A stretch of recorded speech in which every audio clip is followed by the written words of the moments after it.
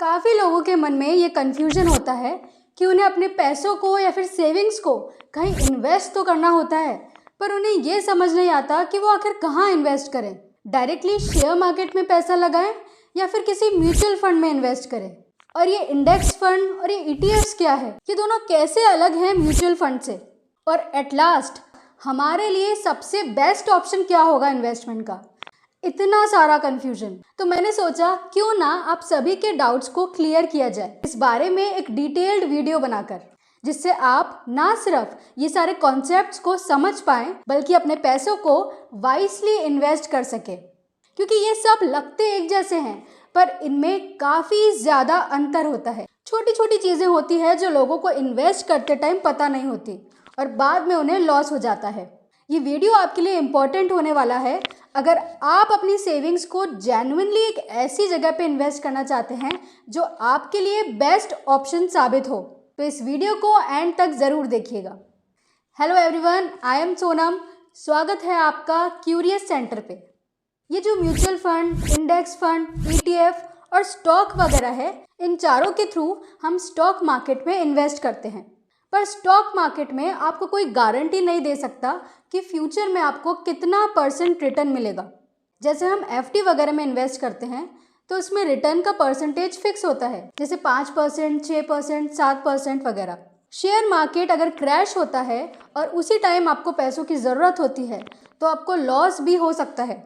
तो क्वेश्चन ये आता है कि अगर फिक्स डिपॉजिट वगैरह में रिटर्न का परसेंटेज फिक्स होता है, चाहे से मार्केट क्रैश भी हो जाए तब भी आपको फिक्स % मिलता है, तो फिर लोग क्यों mutual fund, index fund, ETFs वगैरह में इन्वेस्ट करते हैं।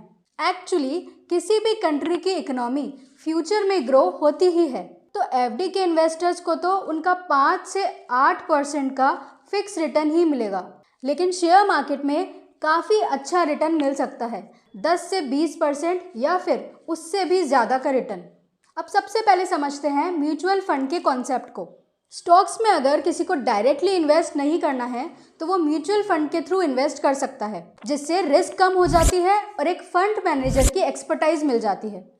अब यहाँ पे म्यूचुअल फंड भी दो तरह के होते हैं, एक्टिव म्यूचुअल फंड और passive mutual fund. Active mutual funds के अंदर फंड मैनेजर एक्टिवली ट्रैक करता रहता है कंपनीज को, देखता रहता है कि कौन सी कंपनी कैसा परफॉर्म कर रही है और उस अकॉर्डिंग वो स्टॉक्स को खरीदता और बेचता रहता है। एक्टिव म्यूचुअल फंड्स का एम होता है कि वो सेंसेक्स और निफ्टी के रिटर्न्स को बीट कर सके और अल्फा रिटर्न जनरेट कर सके। सपोज करिए कि कोई म्यूचुअल फंड निफ्टी 50 को फॉलो कर रहा है और निफ्टी 50 का उस साल का एवरेज रिटर्न आया 15%, तो इस म्यूचुअल फंड का टारगेट होगा कि वो 15% से ज़्यादा का रिटर्न दे। दूसरा होता है पैसिव म्यूचुअल फंड, जो सिर्फ इंडेक्स को फॉलो करता है। इनका टारगेट इंडेक्स को बीट करना नहीं बल्कि इंडेक्स को एज इट इज़ फॉलो करना है। और ये इंडेक्स होते कौन से हैं?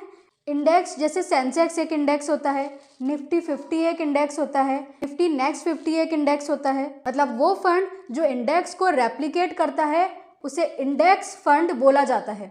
यानी जो जो स्टॉक्स मान लीजिए सेंसेक्स में हैं, जितने जितने वेटेज में हैं, वही स्टॉक्स इंडेक्स फंड में उसी वेटेज में खरीदे जाएंगे। अब बात करते हैं ईटीएफ की। ईटीएफ यानी एक्सचेंज ट्रेडेड फंड। इन फंड्स में भी स्टॉक्स को वैसे ही बाय किया जाता है जैसे इंडेक्स फंड में बाय किया जाता है।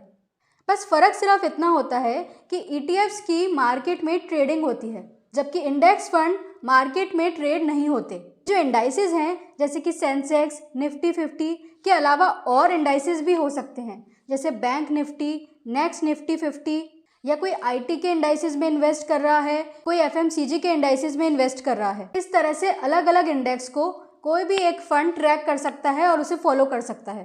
अब हम इंडेक्स फंड और ईटीएफ्स में मेन डिफरेंस समझते हैं। इंडेक्स फंड एक तरह का म्यूचुअल फंड है जो इन्वेस्टर्स से पैसे लेता है और किसी भी एक इंडेक्स को फॉलो करके उन्हीं शेयर्स में उसी वेटेज से उन पैसों को इन्वेस्ट कर देता है। ईटीएफ्स इंडेक्स फंड और शेयर मार्केट के बीच का रास्ता है। ये भी इंडेक्स फंड की तरह ही किसी न किसी इंडेक्स को फॉलो कर रहे होते हैं, पर unlike index funds ETFs market में ट्रेड होते हैं और जिस तरह से शेयर्स की ट्रेडिंग होती है उस तरह से ही ईटीएफ्स की भी ट्रेडिंग की जा सकती है। यानी दिन भर में बहुत बार ईटीएफ्स की प्राइस चेंज होती है और आप जब चाहें मार्केट आवर्स में इसे खरीद और बेच सकते हैं। जबकि इंडेक्स फंड में एनएवी मार्केट क्लोज होने के बाद एक बारी फाइनल होती है। साथ ही ईटीएफ में आपको ट्रेड करने के लिए डीमैट अकाउंट की नीड होती है, लेकिन इंडेक्स फंड में ऐसा नहीं होता। शेयर मार्केट, जैसे कि आप सबको पता होगा, इसमें आप खुद से कंपनीज की रिसर्च करते हैं और रिसर्च करके डायरेक्टली शेयर्स में पैसा लगाते हैं। ये थे mutual fund, index fund, ETF और स्टॉक मार्केट के बेसिक कॉन्सेप्ट्स। इस वीडियो को बनाने के पीछे हमारा मकसद है इन चारों को कंपेयर करना, जिससे आप अपनी प्रायोरिटीज़ के हिसाब से बेस्ट इन्वेस्टमेंट डिसीजन ले पाएँ। तो देखते हैं इन चारों में डिफरेंसेस। पहला डिफरेंस है प्राइसिंग का। म्यूचुअल फंड और इंडेक्स फंड में हमें यूनिट्स असाइन होती है।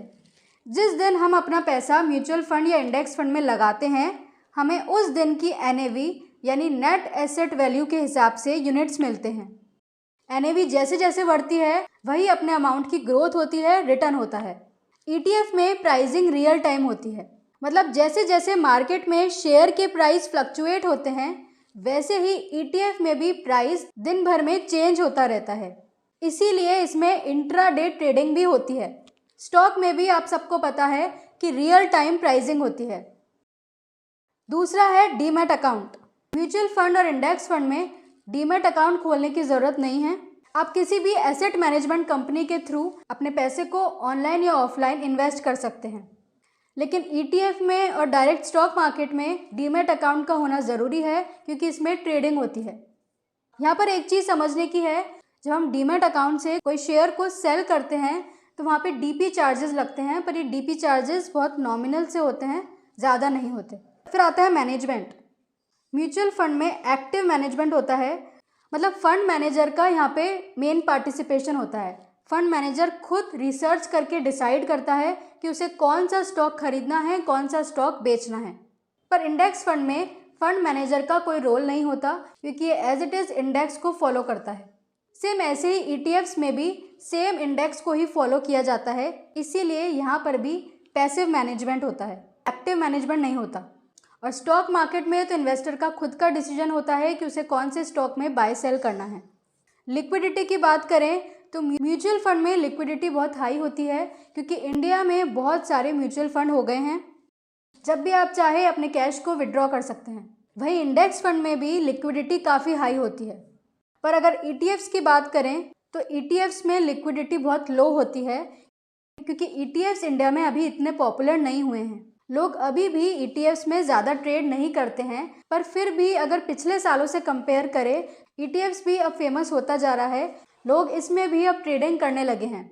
और शेयर मार्केट की बात करें तो लिक्विडिटी बहुत हाई है, आप जब चाहें अपने शेयर को बेच सकते हैं। अब आता है बहुत इंपॉर्टेंट फैक्टर कंपैरिजन का, जो है एक्सपेंस रेशो। म्यूचुअल फंड में एक्सपेंस रेशो थोड़ा ज़्यादा होता है, 1 से 2% तक चार्जेस लग जाते हैं यहाँ पर। अब यहाँ समझने की बात यह है कि अगर कोई म्यूचुअल फंड इंडेक्स फंड से ज़्यादा रिटर्न दे रहा है तो हम म्यूचुअल फंड को एक्स्ट्रा कॉस्ट दे सकते हैं, उसमें कोई दिक्कत नहीं है। पर अगर कोई म्यूचुअल फंड इंडेक्स फंड के रिटर्न को बीट ही नहीं कर पा रहा है तो फिर हम म्यूचुअल फंड में पैसा क्यों लगाएं, उसे एक्स्ट्रा कॉस्ट क्यों दें जब रिटर्न हमें इंडेक्स फंड के बराबर ही मिल रहा है। तो ये एक देखने की चीज़ होती है कि पास्ट में उस म्यूचुअल फंड का परफॉर्मेंस कैसा है, उस अकॉर्डिंग डिसाइड करना चाहिए कि म्यूचुअल फंड में पैसा लगाएं या फिर इंडेक्स फंड में पैसा लगाएं, क्योंकि म्यूचुअल फंड में एक्सपेंस रेशो इंडेक्स फंड से कंपैरिजन में ज़्यादा होता है। तो अब कंक्लूजन की बात करें तो पास्ट डेटा के अकॉर्डिंग जो भी म्यूचुअल फंड लार्ज कैप में इन्वेस्ट कर रहे हैं वो इंडेक्स को बीट नहीं कर पा रहे हैं। तो ऐसे में इंडेक्स फंड में पैसा लगाना बेटर ऑप्शन है, क्योंकि इससे हमारी कॉस्ट भी बचेगी और रिटर्न सेम ही आएगा जितना म्यूचुअल फंड में आ रहा है। और वो म्यूचुअल फंड जो स्मॉल कैप और मिड कैप में पैसा लगा रहे हैं, पास्ट डेटा के अकॉर्डिंग ये देखा गया है कि वो रिटर्न्स में इंडेक्स को बीट कर पा रहा है। ऐसे में थोड़ी सी कॉस्ट ज़्यादा देकर अगर रिटर्न ज़्यादा मिल रहा है तो बेटर ऑप्शन म्यूचुअल फंड ही रहेगा। पर फिर भी आप पैसा लगाने से पहले म्यूचुअल फंड के पास्ट परफॉर्मेंस को चेक कर लें और कंपेयर कर लें इंडेक्स फंड के रिटर्न से। ईटीएफ्स में पैसा लगाना उन लोगों के लिए एक अच्छा ऑप्शन है जो थोड़ा बहुत शेयर मार्केट के बारे में जानते हैं, जो प्राइस की स्टडी कर सकते हैं उन्हें ये पता होना चाहिए कि किस प्राइस पे ETF को बाय करना है और किस प्राइस पे ETF को सेल करना है। देखिए, ETF एक बहुत अच्छा ऑप्शन है इन्वेस्टिंग के लिए। बस इसकी प्रॉब्लम है इसकी लो लिक्विडिटी, क्योंकि इंडिया में ये अभी इतना फेमस नहीं है। पर मुझे लगता है कि आने वाले टाइम में ETFs भी पॉपुलर होते जाएंगे। मेरे हिसाब से बिगिनर्स को शुरुआत में इंडेक्स फंड पे जाना चाहिए, और जैसे जैसे उनकी मार्केट की नॉलेज बढ़ जाए वो ETF और स्टॉक मार्केट की तरफ मूव कर सकते हैं। और म्यूचुअल फंड भी कुछ केसेस में जस्टिफाई कर लेते हैं अपनी कॉस्ट को इंडेक्स फंड से ज़्यादा रिटर्न देके, तो हम वहाँ पर भी डेफिनेटली इन्वेस्ट कर सकते हैं। तो आई होप इस वीडियो से आपको इन सारे कॉन्सेप्ट्स की अच्छे से नॉलेज मिली होगी और आप खुद की प्रायोरिटीज़ के हिसाब से वाइसली इन्वेस्टमेंट डिसीजन ले सकेंगे। वीडियो अच्छी लगे तो चैनल को सब्सक्राइब कर लीजिएगा और बेल आइकन को हिट कर लीजिएगा। Thanks for watching.